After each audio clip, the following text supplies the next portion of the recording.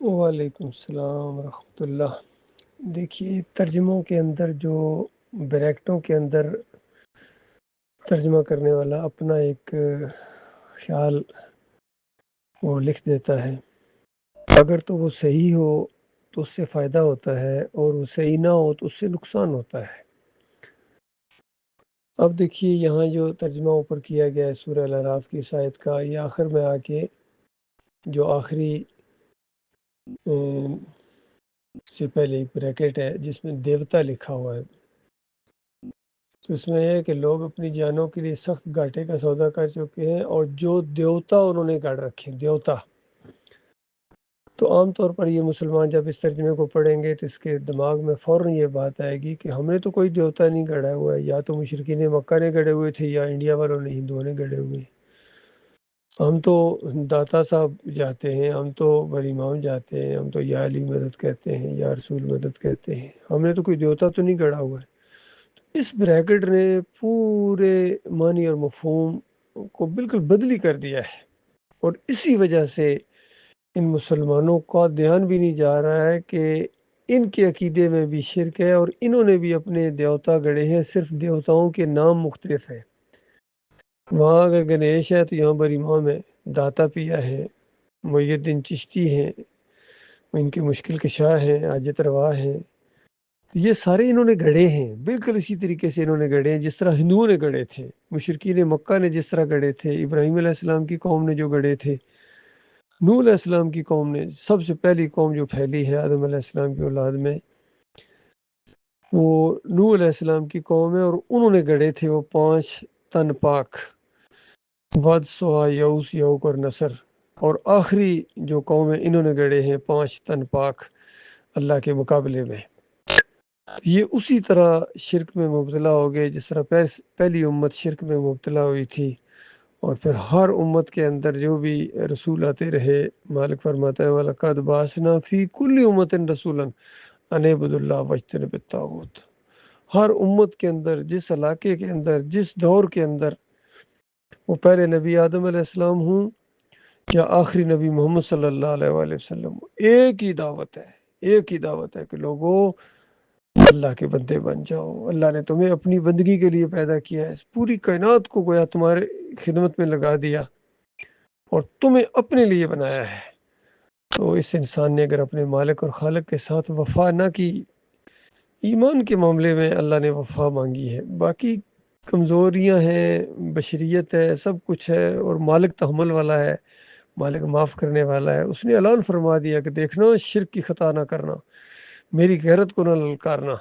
میرے وقار کا جب مسئلہ آ جائے، میری عزت کا مسئلہ آ جائے، تو اس میں یہاں کمزوری نہ دکھانا، نمک حرامی نہ دکھانا، ورنہ وہ عذاب دوں گا کہ جو کسی انسان نے کسی انسان کو ایسا عذاب نہیں دیا ہوگا، کسی انسان نے کسی دوسرے انسان کو ایسا نہیں جکڑا ہوگا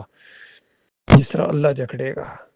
دنیا میں کتنی کتنی جیلیں ہیں، کتنی کتنی سخت سزائیں ہیں، انسانوں نے، بڑے بڑے ظالم انسانوں نے جو سزائیں دی ہیں، یا اللہ کی طرف سے جو سزائیں یہاں دنیا میں حدود کی شکل میں نافذ ہوئی ہیں، کتنی سخت ہیں، لیکن مالک فرماتا ہے جو میں سزا دوں گا نا، وہاں آگے آ کے ایسے نمک حرام غداروں کو جو میرے علاوہ کسی اور کو مدد کے لیے پکاریں، کسی اور کی نظر و نیاز کریں، کسی اور کے واسطے وسیلے دیں، تعویذ گنڈے کریں، امام زامن باندھیں، محرم کی سبیلیں شربت پئیں، اچھا غیر اللہ کی پکاریں لگائیں، اور پھر اپنے آپ کو منسوب کریں کہ جی حسین رضی اللہ کے ماننے والے ہیں، اور تمہیں حسین رضی اللہ تعالیٰ سے کیا تعلق ہے؟ وہ مومن، تم مشرک۔ پھر کہتے ہیں ہم آل رسول ہیں، تم رسول اللہ صلی اللہ علیہ وسلم کے ساتھ کس طرح اپنی نسبت ملاتے ہو؟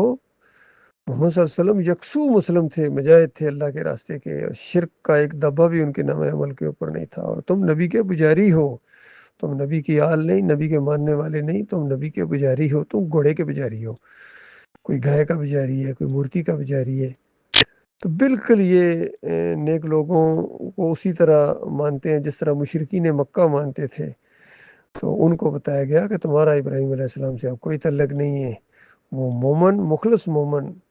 اور ذرا برابر شرک ان کے نام عمل کے اندر نہیں تھا، اور تم خالص مشرک و بےایمانو، تمہارا کوئی تعلق نہیں ہے۔ اب نبی علیہ یعنی ابراہیم علیہ السلام کے ساتھ اگر کسی کا تعلق ہے تو یہ ہمارے نبی محمد صلی اللہ علیہ وسلم اور ان کے ساتھی ہیں، بالکل یہی معاملہ ہے آج اس پوری قوم کے اندر، جتنی پھیلی ہوئی ہے پوری دنیا کے اندر، بریلوی ہوں، دیوبندی ہوں، اہل حدیث ہوں، سلفی ہوں اور حنبلی ہوں، یہاں کی سعودی، سب کے عقیدے کے اندر بربادی ہے۔ جماعت اسلامی ہو یا تنظیم اسلامی ہو، سب کے عقیدے برباد ہیں، جو مرضی کرتے رہے ہیں دنیا کے اندر، لیکن شرک لے کر گئے ہیں۔ اور علی انجینئر صاحب کہتے ہیں میں ان شرک کرنے والوں کے پیچھے نمازیں پڑھتا ہوں۔ بتائیے پھر تمہارا اللہ سے کیا تعلق ہے؟ پھر تمہارا قرآن سے کیا تعلق ہے؟ اتنی بات ان کی سمجھ میں نہیں آتی ہے۔ تو کسی ایسے بندے کو اپنا امام کوئی مومن نہیں بنائے گا، چاہے وہ سجدہ تعظیمی والا مشرک ہو، واسطے وسیلے والا مشرک ہو، 11ویں والا مشرک ہو، چادریں چڑھانے والا مشرک ہو، جمہوریت والا مشرک ہو، اور اہل کتاب مشرک ہو یا غیر اہل کتاب مشرک ہو۔ یہ امام تو کیا، یہ مقتدی بننے کے لائق نہیں ہے۔ یہ مسئلہ ہے اللہ کے بندوں، اللہ تعالیٰ غور و فکر کرنے کی توفیق عطا فرمائے۔ کل ایک تحریر بھیجی ایک محمد حنیف کے کسی مرید نے،